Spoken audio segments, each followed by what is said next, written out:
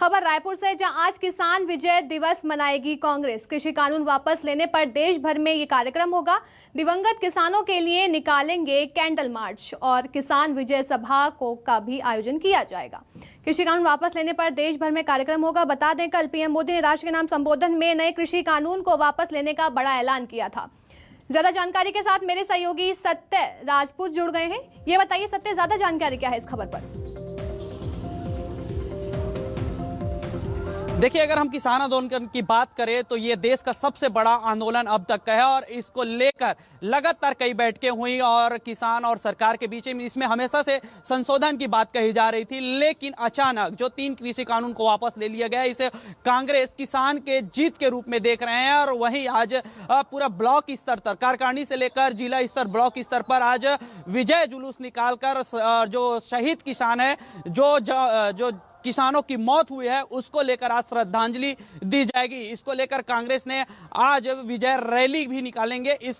लगातार इसको लेकर कांग्रेस हमलावर हैं और वो सवाल उठा रहे हैं कि अगर जो है बीजेपी सरकार, केंद्र की सरकार इस कानून को लेकर सही कदम उठाए थे तो आखिरकार वो पीछे क्यों वो कदम को हटाए हैं। और वहीं इसको लेकर तंज कस रहे हैं कि आगामी 5 राज्यों में विधानसभा चुनाव है और वहां किसानों की बहुतायत है। अगर हम पंजाब की बात करें तो वहां भी जो किसान हैं वो बहुत नाराज है। उत्तर प्रदेश की बात करें तो वहां भी किसानों की नाराजगी देखी है। इसीलिए हार के डर से जो है बीजेपी सरकार ने ये कानून को वापस लिया है। तो इस तरह जो कांग्रेस की प्रतिक्रिया सामने आ रही है और सवाल उठा रहे हैं, आखिरकार संशोधन की बात करने वाले जो है केंद्र सरकार, ये जो तीनों कानून को वापस क्यों लिया है, इसी को लेकर आज विजय जुलूस मनाएंगे। और बता दें कि ये कांग्रेस के दूसरी बड़ी जीत के रूप में इसको देख रही है। इसके पहले उन्होंने महंगाई को लेकर मोर्चा खोला था और प्रभात फेरी से लेकर तमाम रैलियां निकाली और लगातार देश में महंगाई को लेकर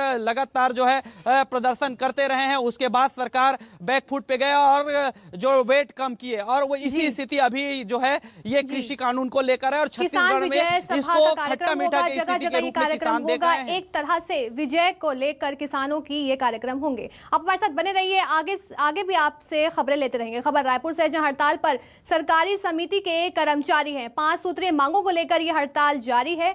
7वें दौर की बैठक हुई लेकिन बेनतीजा रही बैठक। तृतीय वर्ग के कर्मचारी संघ का समर्थन मिला है। ज्यादा जानकारी के साथ मेरे सहयोगी सत्य राजपूत हमारे साथ जुड़े हुए हैं। सत्य, ये बताइए कि 5 सूत्रीय मांगों को लेकर ये हड़ताल जारी है, बैठकों का दौर भी जारी है, लेकिन बैठकें बेनतीजा क्यों निकल कर आ रही हैं सामने? जी अलीसा, देखिए छत्तीसगढ़ की अगर हम बात करें तो यहाँ पे जो सरकार को कहा जाता है और सरकार दम भरती कि हम किसान हितैषी हैं और किसान की सरकार है, लेकिन अभी सरकार जो है धान खरीदी, बम्पर धान खरीदी, यानी कि 1 करोड़ 5 लाख मेट्रिक टन धान खरीदी का ऐलान कर दिया और आगामी 1 तारीख से धान खरीदी करना है। लेकिन यहाँ पे चौंकाने वाली बात यह है कि जो धान खरीदी करने वाले सहकारिता समिति के जो जितने कर्मचारी हैं वो हड़ताल पे, अनिश्चितकालीन हड़ताल पे, और उनके हड़ताल का 13वां दिन है और इस 13 दिन के बीच में 7 बार शासन प्रशासन के बीच बैठक हो चुकी है, लेकिन सभी बैठक बेनतीजा रहा है। उनका कहना है कि हमारी जो 5 सूत्री मांग है इसको लेकर हर बार बैठक में खाली आश्वासन दिया जाता है। इसके पहले भी कई बैठकें हुई हैं और आश्वासन के आधार पर हमने अपनी हड़ताल खत्म कर दिया, लेकिन नतीजा आज तक नहीं निकला है। इसीलिए हमको अनिश्चितकालीन हड़ताल पे आना पड़ा है। तो अब उनका कहना है कि हमें हमारी जो मांग है उसको तत्काल लागू की जाए या तो लिखित में दी जाए, तभी हम लोग धान खरीदी करेंगे। ऐसे में अब सवाल उठता है कि सरकार ने बम्पर धान खरीदी का तो ऐलान कर दिया है,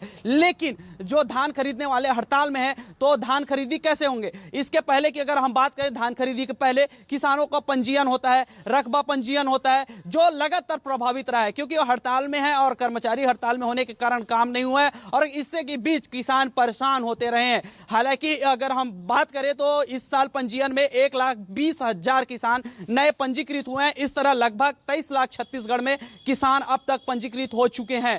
तो जो स्थिति है उसको देखकर कहा जा सकता है कि धान खरीदी को लेकर अब भी संकट है और धान खरीदी करने वाले अनिश्चितकालीन हड़ताल पे हैं। इधर अधिकारी और जो है अधिकारी और जो नेता जो है विभागीय मंत्री जो है अपने जिद में डटे हुए हैं कि हम आपकी मांग पूरी करेंगे, लेकिन वो सिर्फ आश्वासन दे रहे हैं। लेकिन वही दूसरी ओर अगर हम बात करें, मांगों को लेकर वो हड़ताल पर है, लगातार बैठकों का दौर जारी है, लेकिन फिर भी बेनतीजा बैठक का दौर निकल के सामने आ रहा है। आप हमारे साथ बने रहिए, आगे भी आपसे अपडेट लेते रहेंगे।